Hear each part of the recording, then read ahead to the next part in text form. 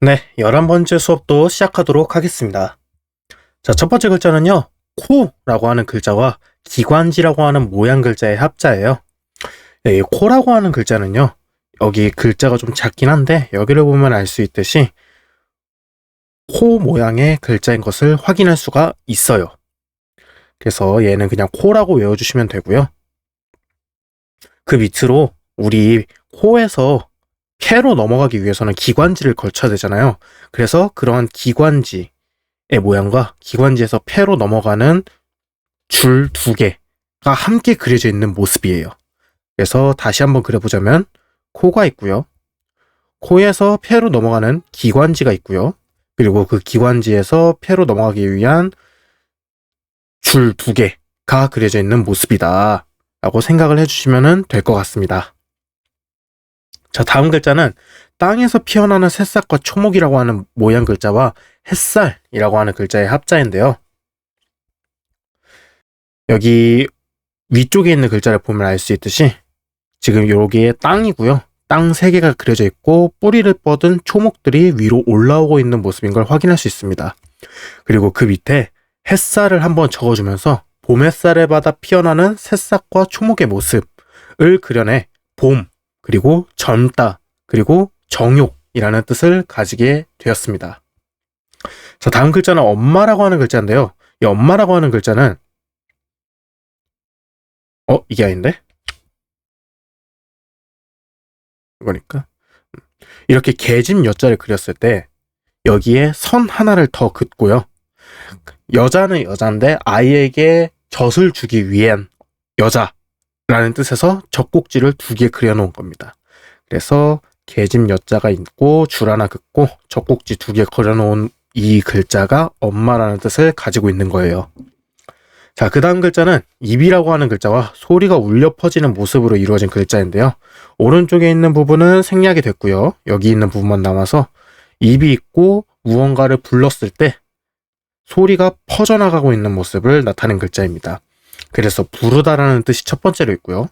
두 번째로는 이름이라는 뜻도 가지고 있습니다. 자, 다음 글자는 소라고 하는 글자와 반으로 가른 모습의 합자예요. 여기를 보면 알 수 있듯이 지금 여기 소라는 글자가 여기서는 이렇게 생략이 됐고요. 절반으로 가른 모습의 합자로 이루어져 가지고 절반 혹은 나누다 라는 뜻을 가지고 있습니다. 자, 그 다음 글자는 칼과 반으로 가른 모습의 합자예요. 그래서 물건이 있는데 칼로 딱 절반을 나눴다는 뜻입니다. 그래서 나누다라는 뜻이 첫 번째로 있고요. 칼로 물건을 자르면은 그 단면을 확인할 수 있잖아요.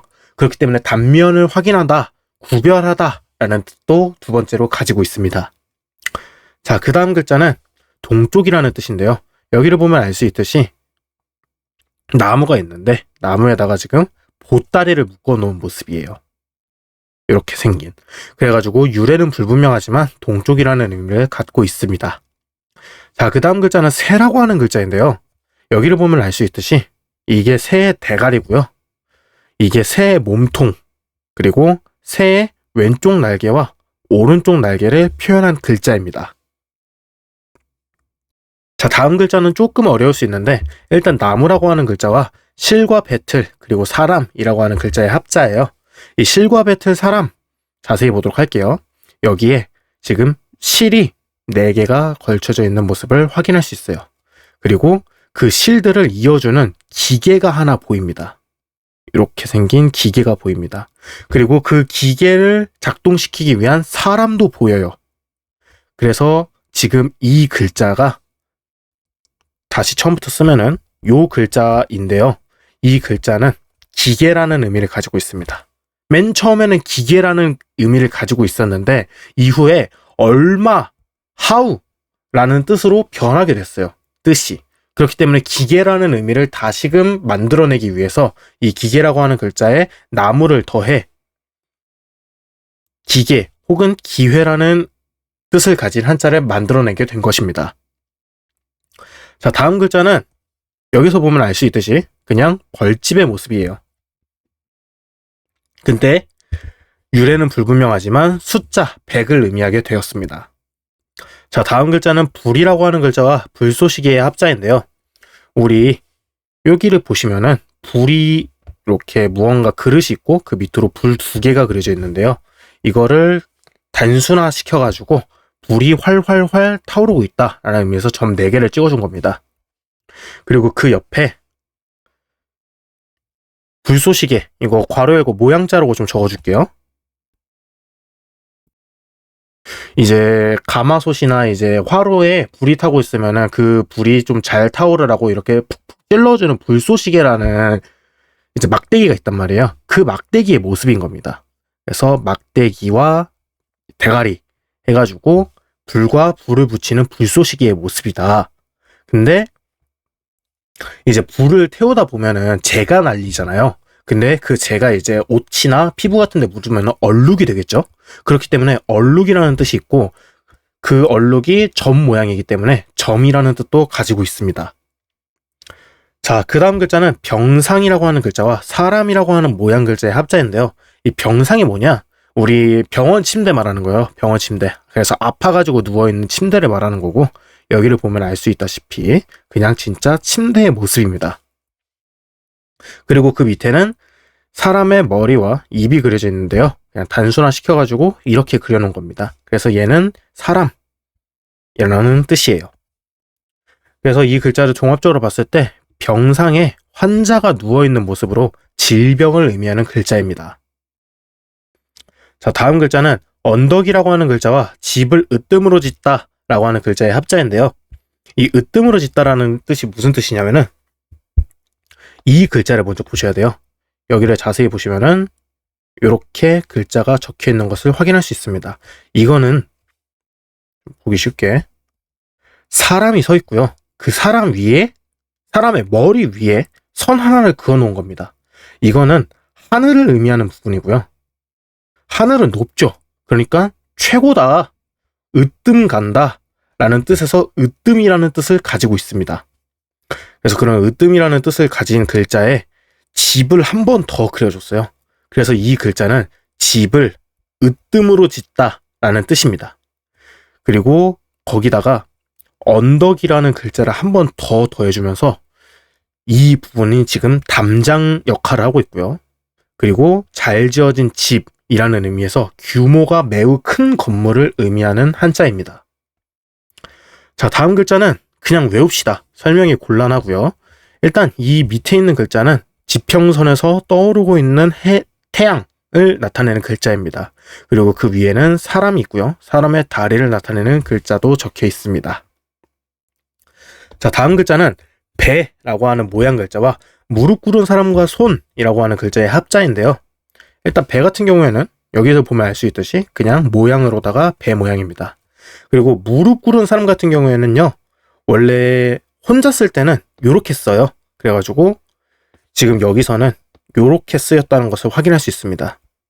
이 두 개는 무릎 꿇은 사람 이라는 뜻이고 굉장히 중요하고 굉장히 많이 나오기 때문에 당장 외우도록 합시다. 여기서 지금 무조건 외우고 가셔야 돼요. 아무튼 그런 무릎 꿇은 사람과 손이라는 뜻으로 이 죄인을 지금 손으로 눌러 내리고 있는 모습인 거예요. 그래가지고 왜 누르고 있냐? 배에 태우기 위해서입니다. 그렇기 때문에 첫 번째로 복종시키다 라는 뜻을 가지고 있고요. 우리 옛날에 노예와 죄인 이런 이제 천한 사람들을 구별시키기 위해서는 옷을 따로 입혔어요. 이 죄인들이 입는 옷, 노예들이 입는 옷을 따로 입혔기 때문에 옷이라는 뜻도 가지고 있는 겁니다. 자, 그 다음 글자는 밧줄이라고 하는 모양 글자와 매듭이라고 하는 모양 글자의 합자인데요. 여기를 보면 알 수 있듯이 그냥 처음에 양쪽에 매듭이 지어져 있는 밧줄의 모습이었어요. 그래서 끝나다, 마치다 라는 의미를 가지고 있었는데 한 해가 끝나는 겨울이라는 걸로 뜻이 바뀌게 되었습니다. 그래서 이 글자는 밧줄이 양옆으로 있고요. 그리고 양옆에 있는 매듭의 모습이다 라고 생각해 주시면 됩니다. 자, 그 다음 글자는 입에서 침을 내뱉는 모습과 마을이라고 하는 글자의 합자인데요. 입에서 침을 내뱉는 모습은 여기를 보면 알 수 있듯이 입이 있고요. 거기서 침을 퇴 하고 뱉는 모습입니다. 그래서 이거는 소리 글자고 오른쪽에 있는 마을이 뜻 글자로 이 마을, 저 마을 구분을 짓는다는 의미에서 분류하다 혹은 구분하다 라는 의미를 갖고 있는 한자입니다. 자, 그 다음 글자는 죽은 사람이라고 하는 글자와 땅에 화살이 박힌 모습의 합자예요. 땅에 화살이 박힌 모습 같은 경우에는 여기를 보면 알 수 있듯이 땅이 있고요. 화살 촉이 지금 땅에 박혔고 화살에 꽁지가 그려져 있는 모습입니다. 그래서 얘는 화살이 박혀 있다, 다다르다, 도착하다 라는 의미를 가지고 있어요. 그리고 죽은 사람 같은 경우에는요, 우리 사람이 이렇게 있는데요, 사람의 다리가 없는 모습을 선 하나로 표현한 겁니다. 우리 유령 같은 거를 그릴 때 보통 다리가 없게 이렇게 그려놓잖아요. 그런 거랑 똑같습니다. 사람은 사람인데 다리가 없어서 흐릿하게 보이는 사람, 즉 죽은 사람을 의미합니다. 그래서 이 글자는 전반 이제 종합적으로 봤을 때 죽은 사람의 영혼이 머무는 곳으로 조상님들의 명패를 모시던 방을 뜻하는 글자였어요. 근데 지금은 그냥 단순하게 집만을 의미하고 있습니다. 자, 다음 글자는 자궁에서 아이가 나오는 모습이라고 하는 글자와 농기구라고 하는 글자의 합자예요. 여기서 농기구는 농기구처럼 생겨가지고 힘을 쓰다 라는 의미로서 힘이라는 뜻을 가지고 있고요. 자궁에서 아이가 나오는 모습은 산모가 있는데요. 그 산모에 자궁이 열렸고요. 자궁에서 아이가 순풍만풍 나오고 있는 모습을 뜻합니다. 그래서 뜻글자와 소리글자 합쳐져가지고 힘쓰다 라는 의미를 갖고 있는 한자예요. 네, 이것으로 11번째 수업도 마치도록 하겠습니다.